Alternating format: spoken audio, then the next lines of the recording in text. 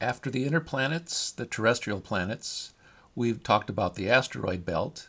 The asteroid belt divides the solar system between the terrestrial planets close to the sun and the outer planets further out, which are all gas giants. We're going to talk about four large gas balls now. They are sometimes called the outer planets, sometimes the gas giants, and sometimes the Jovian planets, which is a way of sort of saying they're like Jupiter. Jupiter is the largest planet in the solar system, and I'm going to call it a huge gas ball. That gas is mostly hydrogen and helium, making up the majority of the atmosphere of Jupiter. In fact, when you're looking at a gas giant, what you're looking at is mostly atmosphere.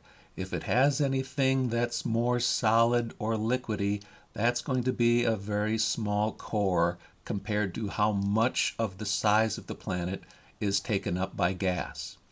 You can also tell that Jupiter must have other elements mixed in with the hydrogen and helium because it makes these nice pretty colored bands going across, and the famous red spot of Jupiter. Now Jupiter also has a thin ring going around it, but it's not easy to see. It was not easy to discover, and we don't see it in this photograph. Jupiter has at least 68 moons. Maybe since the time I've made this PowerPoint slide, they've discovered more, and I need to update that. But the four largest moons are the ones that were seen by Galileo, so they are called the Galilean satellites. And they are Io, which is closest to Jupiter, Europa, a little bit further out, Ganymede, the next one out, which is the largest moon in the solar system, and then Callisto, which is the furthest one from Jupiter.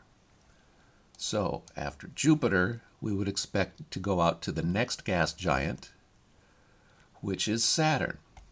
Saturn is the second largest planet in the solar system, and we're talking about the gas body of it when we say it's the second largest. We are not including the rings when we're saying how big it is compared to the other planets.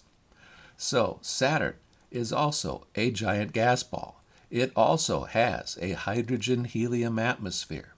It has the famous ring, which is easy to see in photographs and even in small telescopes. Saturn has 62 named moons. It might have more moons now, but they're going to be done giving them names other than the number designations that they give them when they're discovered.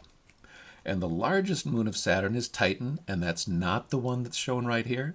Titan is more special than what we see right here. Titan actually has an atmosphere. It is the second largest moon in the solar system.